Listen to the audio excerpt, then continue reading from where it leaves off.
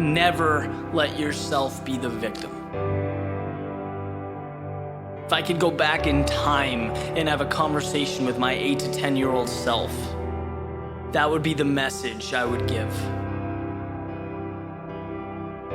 Because when you think about it, you're a kid, things don't go your way, what do? You cry, you whine, you throw a fit, you want your parents to feel sorry for you. You feel sorry for yourself. It's how you deal with things at that age. And then you grow up, but you don't necessarily shed that habit, that mentality. And it becomes obvious, right? I mean, you can talk to someone for 30 seconds and you know right away if they have that victim mentality. The world's falling down, they're tired, they have so much to do, they're so busy, X, Y, and Z. Look, having that mindset does two things for you. One, it makes you come across helpless and weak, and no one wants to come across that way. Two, it does not get you to where you're going. It does not change the situation. Right? Here's the reality. There is always a way to get what you want. There is always a way to position yourself to move away from what you don't want. You can quite literally become what you want to become, but you cannot look at life like it's this problem, like it's against you. The ball is in your court.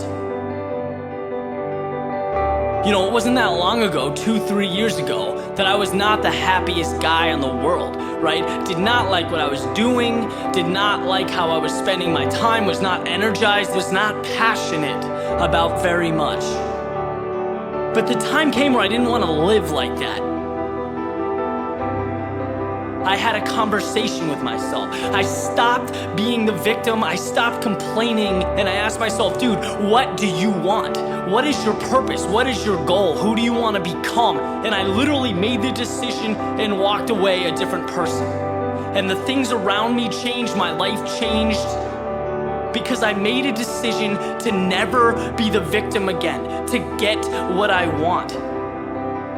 I became the author of my own story.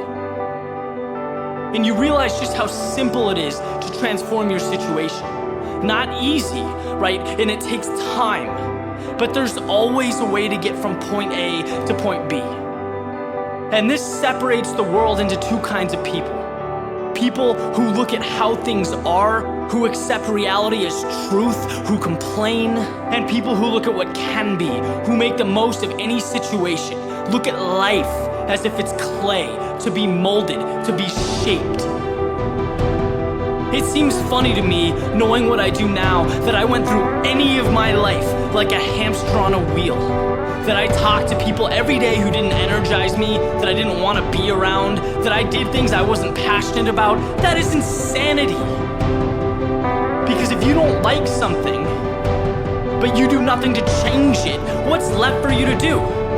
Complain, whine, stay where you are, that's it. See, one of the reasons I reference athletics so much is because they bring this mentality on you that when things become difficult, when things become challenging, your one job is to find a way to figure it out. And I always did. And I took that and I brought it to everything else I do.